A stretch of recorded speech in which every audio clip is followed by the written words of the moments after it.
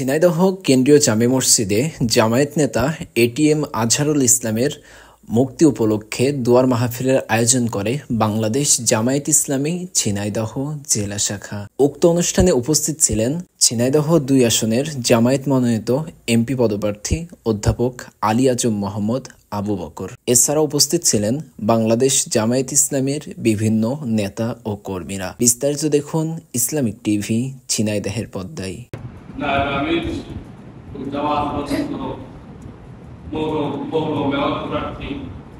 বিশিষ্ট রাজনীতিবিদ এবং জননেতা জনাব আব্দুল আলিম সাহেব, শহরামি অ্যাডভোকেট ইসমাইল হোসেন, হাফেজ অ্যাডভোকেট ইসমাইল হোসেন, বিভিন্ন পর্যায়ের গণ্যমান্য ব্যক্তিবর্গ, মুসলিম ইকরাম, সম্মানিত ভাইসব, আসসালামু আলাইকুম ওয়া রাহমাতুল্লাহ।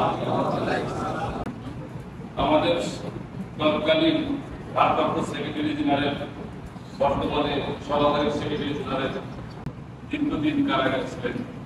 অনলাইন